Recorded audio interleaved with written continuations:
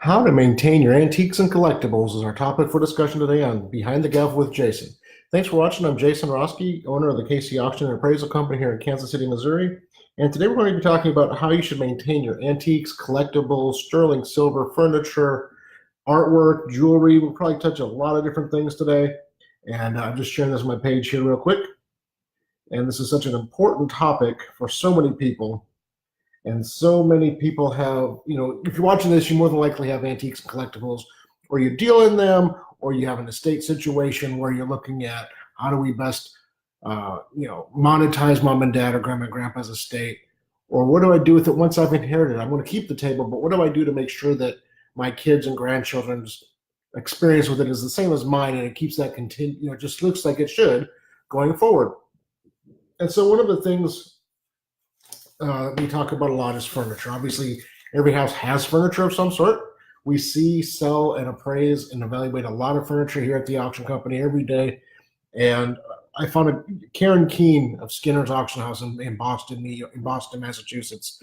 So the Antiques Roadshow regulars, has been on the roadshow for many years. She is quoted as saying, "The thing to remember is that the finish on a piece of wood either adds to its value or takes it away." And that is so true. A great finish will add value almost immeasurably to a piece of furniture, and a poor finish will remove that value just as quickly.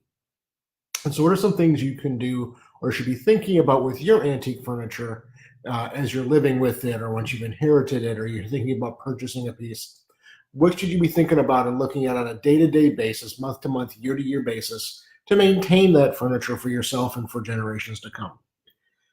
The biggest culprits for damaging furniture are basically three: temperature, humidity, and dust. And so you want to make sure, if at all possible, you keep your furniture in a climate-controlled environment. That's why storage is such a negative thing long-term. You want to keep the temperature very normal, in the 70-degree range, give or take 10 degrees. It could be up to 80, 85. It could be down to 65 or 70 on occasion. But you want to, 70, 72 degrees, where most people are comfortable. 60s and 70 degrees is where you want to keep it. And then the humidity, there's all kinds of different numbers out there. I'm not going to go into that specifically, but you want to keep your house nice and arid. You want to keep the moisture in the air as it should be, so that your furniture, you have to consider that wood is breathing. Furniture almost is a living entity. And if it's in a hot environment or a dry environment, it's going to dry out. And that will really damage furniture quickly, especially veneered pieces, because the glues that hold those together, the veneers on the base wood, are going to separate, and then the veneers are going to come apart, and that's when it gets really nasty and very costly to restore. And it also damages the joints. So if your furniture dries out, it actually shrinks. The joints become loose, and then the piece of furniture becomes unstable. And of course, nobody wants that in a piece of furniture in their home. So you want to keep it in a temperature-controlled, climate-controlled environment where it's pretty steady. No matter what you're comfortable with, you want to keep it steady. Its fluctuations are a big issue and problem and concern. And moving furniture is probably the time that you have the most risk to that, especially if you're moving in the middle of summer, middle of winter, and sometimes you just can't help it. But keep those things in mind, that if you have to move in those times, you want to stabilize the piece of furniture after you move it before you really do anything to it. You want to let it acclimate to the temperature in the house that it's moving to. As far as dust and dirt, and we talked about this last week, dust and dirt is not patina.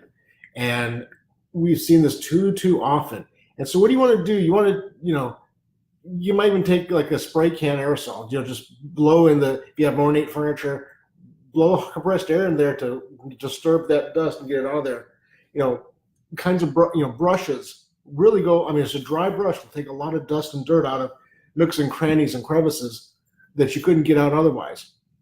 Dry cloths, the more fine, the better. The more soft, the better. The more coarse, like a terry cloth towel.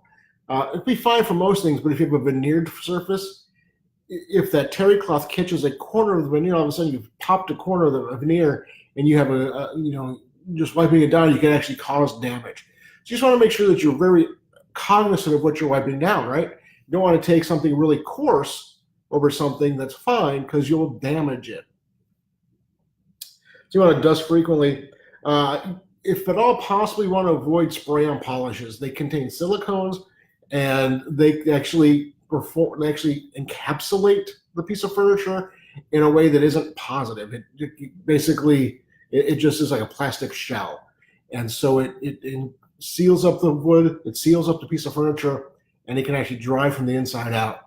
And the finish that it creates long term is a real challenge for restorers to remove. Lemon oils we've used those. We know that it's a good quick fix oftentimes, but for a long term, they're probably not the best choice for a long term situation. They can really permeate in a negative way. They can discolor furniture. So if you want to use a lemon oil or a wort oil, you want to make sure that it's the right tone of what you're using it on. What would most professionals say to use for everyday use, maintaining, is about once a year use a beeswax or a paste wax finish.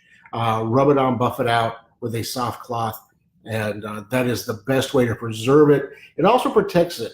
And so again, here going back to Karen Keene, she has quite a bit of information online. She has teenage kids, and my wife and I have teenage boys, and so she said the paste wax actually protects the surface. So we have boys, we have Gatorade around. If they're sit the Gatorade on the table and it splashes, it's not going to permeate the wood. It's going to sit on that wax and give you time to clean it up and wipe it down, and it's not going to damage the finish. The other thing about paste wax is that for a restorer, at some point, if they need to, it's a relatively easy process to remove the paste wax so they can get to the original wood and condition it if necessary at some point in the future. So those are kind of the big ones there. The other thing, we see this all the time. In fact, we have a set of 4 Adams-style dining chairs in the office right now from a great estate that we're working on. And over the years, people grab them by the crest rail. That on most chairs, there's either straight or a curved piece along the top. People grab it and move it. Well, you have the entire weight of the chair carried by that one crest rail. And when it's brand new and the joints are tight and the adhesions are great and the pegs are solid, that's fine. But as chairs get older and those things loosen and weaken, at some point you're going to grab it by the hand or grab it by the crest rail or by the arms of the chair, and they're going to come up and the chair is going to stay down and you've broken a chair. And so that is such an important thing. When you pick up a piece of furniture, especially a chair or a couch, grab it by the frame. Don't grab it by the arms, grab it by the frame, by the seat. It makes such a huge difference. And it looks like somebody has a family member who has done this before, or somebody's leaning on the thumbs up button. But thank you. I've never seen anybody keep that much on. If you're watching, have questions, comments, or concerns, go ahead and post them here. If you like what I'm saying, go ahead and hit the like button, like this person right now. I'm not sure what's going on with that, but do not pick it up by the arms. Do not pick it up by the back of the chair. Grab the seat of the chair. Grab the seat of the sofa. Grab, depending upon how a table is made, you want to look at how it's constructed. There's different ways that you want to think about carrying a table. And sometimes it's best to, turn the table and take the top off and move it that way, so you're not stressing those joints. You're not doing things that will be irreplaceable. Once you damage a piece of furniture, it's always damaged. So if you can keep it in more of the original state, that's the way to do it. That's what you want to make sure you keep cognizant of when you're going forward. So, paste wax once a year, dry cloth, wipe it down, and be careful of how you grab it. Those are such important things. The other thing, especially when you're talking about estate distribution, oftentimes, kids will go through an estate and somebody will say, I want this, and the other person says, I want that, and so on and so forth. And one of the most common ways to mark those or keep track of those is to put a piece of tape on it. Nothing could hurt furniture worse than a piece of tape. If you have to do that, get the really, really expensive painter's tape that doesn't leave residue. It also doesn't have is not very tactile, because I've seen more than once people take masking tape and slap it on something. They go to pull it off and they pull the finish. And all of a sudden you have a big gaping strip wherever that piece of tape was. I've even seen worse, where you put that piece of tape down and you've written somebody's name on it in a Sharpie. And when you pull it off, the finish comes off and the Sharpie has bled through the tape. So you rip it off and you got a piece of strip where the finish is gone. And then you also have James' name written on it, or Samantha's name written on there. That will be, unless you take that, and you almost have to take it to a professional restorer then, because we're going to have to take that finish all off, sand out the stain, and then reapply a finish. So you want to make sure you're really cognizant of that. I'm going to wrap up a couple minutes early. We're just going to talk about furniture today. I'm going to change the title of this in just a minute. I went a little longer on that than possible, and I have to leave after this afternoon talking about kids. Our oldest son is a junior at Rockhurst High School here in Kansas City, and they have their junior ring ceremony today, and I need to go home, pick up my wife, and go to that this afternoon. So I really can't go long today. But you know, the basics are, just think about the furniture as almost a living entity. Wipe it down with a soft cloth, dry cloth regularly, dust it regularly. Keep the dust and dirt off it as best you can. Keep your animals away from it. Oh my goodness. I can't tell you how many times I've seen great chairs that were almost worthless because the dog nipped at the stretchers or the cat peed on the upholstery.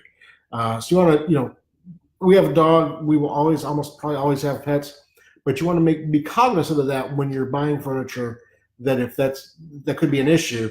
And so you might want to consider that going forward.